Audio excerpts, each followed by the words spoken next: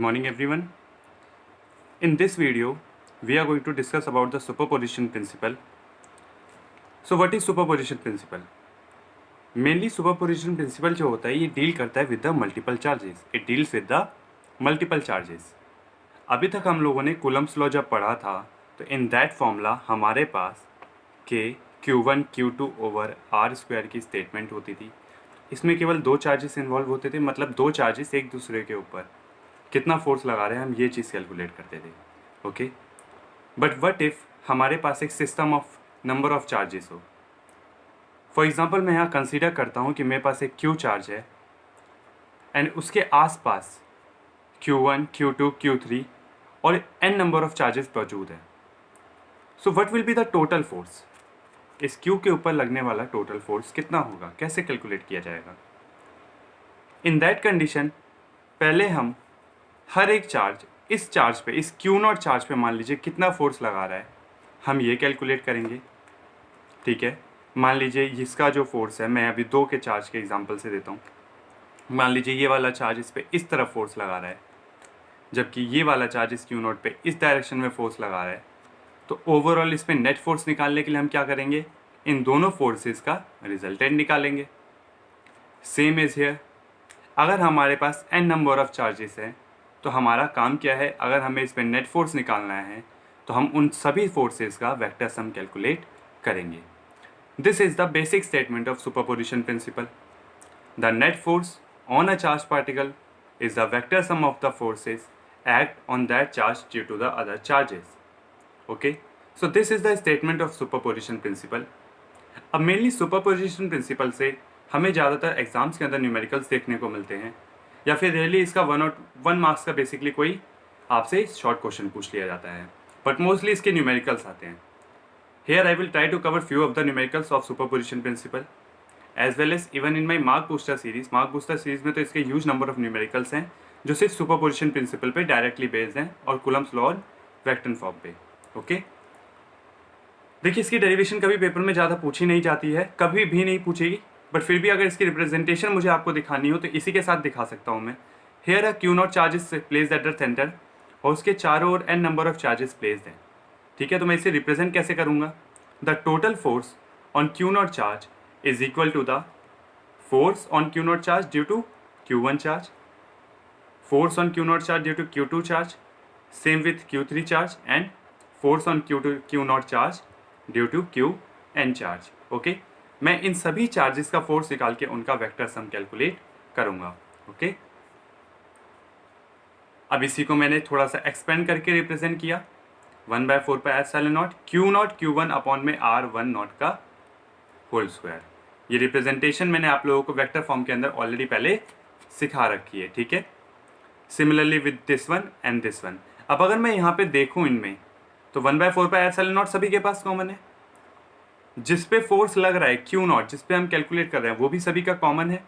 Okay, वैसे यहाँ मैंने वो कॉमन निकाला नहीं है, बट मैं इसे भी आगे कॉमन निकाल सकता था. ठीक है, सो ओवरऑल 1/4πε0 कॉमन निकाला, जिस सिग्मा का साइन है, मतलब ओवरऑल जितने भी हमारे n नंबर ऑफ चार्जेस होंगे हमें क्या करना है, उनका समेशन सम निकालना है, उन सभी को जोड़ देना है. ठीक है, इस आई होप इसका आई का मतलब आपको समझ आता होगा. नीचे इनिशियल वैल्यू होती है कि कहाँ से शुरू हुआ और कहाँ जाके ऊपर ख़त्म हुआ n नंबर ऑफ चार्जेस पे. ठीक है, अच्छा इस साइन के बारे में थोड़ा बता दूँ. ये बिल्कुल वैसे ही है. देखिए s सम को शो करता है और सिमिलरली यही साइन का नोशन लेते हुए आपका इंटीग्रेशन का साइन बना है, जो नीचे आपको इनिशियल वैल्यू से लेके ऊपर फाइनल वैल्यू तक लेके जाता है.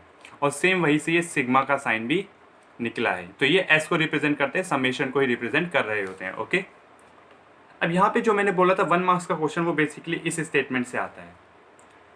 The force due to individual charges are unaffected due to the presence of other charges. मतलब एक Q0 चार्ज है, उसके पास एक Q1 चार्ज मौजूद है, वो इस पे 2 न्यूटन का फोर्स लगा रहा है मान लो. अब मैं यहाँ पे एक तीसरा चार्ज भी लाके रख देता हूँ Q2 चार्ज, ये इस पे 3 न्यूटन का फोर्स लगा रहा है. हाँ भाई, अब इसके ऊपर लगने वाला नेट फोर्स चेंज हो चुका है, लेकिन क्या ऐसा थोड़ी होगा कि Q2 चार्ज आया है, अब ये बोला नहीं भाई अब मैं 2 न्यूटन का नहीं लगाऊंगा, अब मैं कितने का लगाऊंगा, 1 न्यूटन का. नहीं, ऐसा नहीं होता। इनके बीच के इंडिविजुअल चार्ज में किसी तरह का कोई डिफरेंस नहीं आने वाला, ठीक है। बस इसके ऊपर लगने वाला नेट फोर्स चेंज हो जाता है। Okay, so this was the statement. इसे 2010 में इस तरीके से भी पूछा गया था कि बताइए क्या जो म्यूचुअल फोर्स होता है between the two charges do not get affected by the presence of other charges और नॉट, एंड एक्सप्लेन दिस। ठीक है, इस तरीके का क्वेश्चन था। यहाँ मैंने डायरेक्टली उसका आंसर आपको सिखाया और उसको समझाने की कोशिश की है। Okay, so let's go on the numerical section of this part, जो कि ज़्यादा इंपॉर्टेंट है। सुपरपोजिशन प्रिंसिपल न्यूमेरिकल्स के लिए ही जाना जाता है, इसकी बहुत इंपॉर्टेंस है। ओके, तो यहाँ मैंने न्यूमेरिकल क्या लिया है, the equal charges 2 × 10⁻⁻⁶ coulombs each are held fixed at 3 corners of the equilateral triangle of side 5 cm. Find the coulomb force experienced by one of the charges due to the other two charges. मतलब भाई 2 × 10⁻⁶ coulomb का आप charge ले रहे हो। 2 × 10⁻⁶ का मतलब पता ना 2 माइक्रो कूलम। ओके, इसे आपने इक्विलेटरल ट्रायंगल्स के 3 कोनों पे रख दिया। पॉजिटिव है ये चार्ज, याद रखिएगा। ओके, तीनों पे आपने रख दिया। अब आपको बोला गया किसी एक चार्ज को सेलेक्ट कर लो और उसके ऊपर लगने वाला नेट फोर्स कैलकुलेट करके दिखाओ। मान लीजिए मैंने सी पॉइंट पे रखा हुआ +2 माइक्रो कूलम का चार्ज सेलेक्ट किया।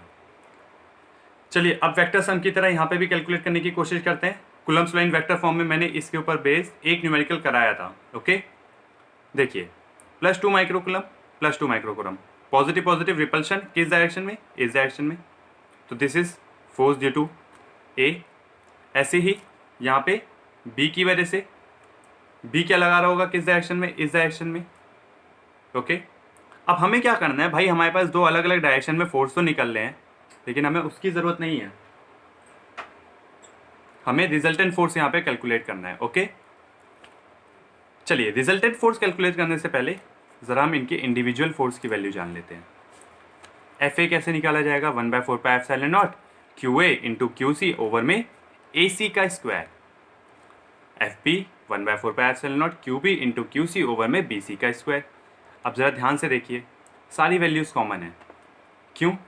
क्योंकि QA तो QC तो कॉमन चार्ज ही है, और QA और QB के ऊपर भी जो चार्ज है वो इक्वल वैल्यू रखता है।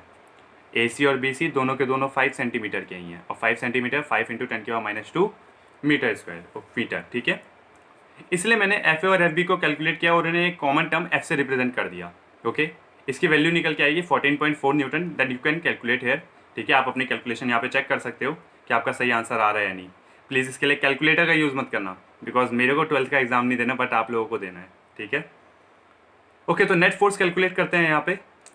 अब नेट फोर्स कैसे निकाला जाए, तो भाई नेट फोर्स निकालने के लिए हम लोगों को कूलम्स, हम लोगों ने क्लास 11th में सीखा था, parallelogram law of vector addition. बिल्कुल वही चीज़ यहाँ मैं अप्लाई कर सकता हूँ।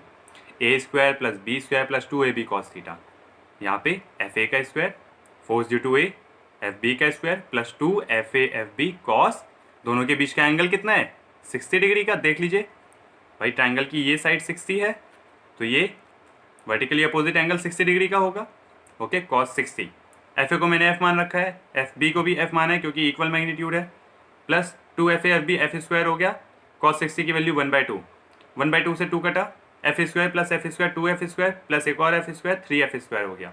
ओके, इसका स्क्वायर इसके रूट से कटा, √3F, और F की वैल्यू कितनी है, 14.4 न्यूटन।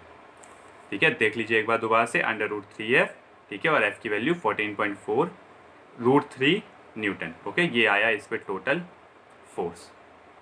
समझ आ गया ये क्वेश्चन? आसान क्वेश्चन था, करना कुछ नहीं था, दोनों फोर्स निकालना था, उनकी इंडिविजुअल वैल्यू निकालनी थी और फिर उनका नेट फोर्स कैलकुलेट कर देना था।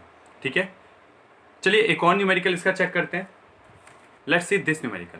अब ये न्यूमेरिकल आपकी बुक के अंदर भी दिया गया है, आपकी बुक का ही एक्चुअली एग्जाम्पल है, और पेपर में इस तरह के क्वेश्चंस बहुत ज़्यादा पूछे जाते हैं। ठीक है, बोला गया what is the force on charge Q placed at the centroid of a triangle. ठीक है, मतलब मान लीजिए मैंने एक ट्रायंगल लिया जिसके 3 साइड पे माइनस हमने स्मॉल क्यू चार्ज प्लेस कर दिया है। ओके, देखिए यहाँ मैंने स्टेटमेंट पूरी नहीं लिखी, इसलिए मैं इसको ज़्यादा अच्छे से आप लोगों को डिफाइन कर रहा हूँ। ओके, यहाँ पे आपने स्मॉल क्यू चार्ज ले रखा है इक्विलेटरल ट्रायंगल के तीनों साइड्स पे।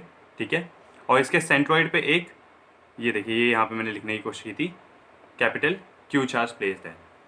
आपको टोटल इसके ऊपर लगने वाला फोर्स निकालना है। चलिए करना शुरू करते हैं। पॉजिटिव पॉजिटिव रिपेल करेंगे, किस डायरेक्शन में, इस डायरेक्शन में, तो force due to B charge. Same यहाँ पे positive positive repel in this direction, positive positive repel in this direction. समझ आ गया, ये तो एरो बन गया F A F B F C. चलिए इतनी बात क्लियर हुई। अच्छा, जब भी सेंट्रॉइड और इक्विलेटरल ट्रायंगल के क्वेश्चंस होते हैं ना, उसमें एक चीज़ जो बच्चों के लिए फाइंड करना मुश्किल हो जाता है वो ये वाला डिस्टेंस होता है, क्योंकि क्वेश्चंस के अंदर हमेशा आपको साइड की ही लेंथ दी जाएगी, सेंट्रॉइड का डिस्टेंस नहीं दिया जाएगा। तो ये कैसे फाइंड करेंगे कि सेंट्रॉइड का क्या डिस्टेंस है, ओ से लेके बी पॉइंट तक का क्या डिस्टेंस होगा, या ए पॉइंट या सी पॉइंट का क्या डिस्टेंस है। चलिए देखते हैं। ये तो पता है ना कि तीनों साइड सेम होती हैं, ए ओ ओ बी ओ सी तीनों बराबर होंगे, सेंट्रॉइड का डिस्टेंस इक्वल होगा। Let's take this triangle, okay, triangle B D O, okay. Overall length L है तो ये L/2 होगी। 60 डिग्री पूरा है, आधा कितना होगा 30 डिग्री का, ओके। तो cos 30 is equal to base upon में हाइपोटेनस, बी डी ओवर में ओ बी। हमें निकालना क्या है, हमें यहाँ पे ओ बी ही तो निकालना है, निकल गया आपका।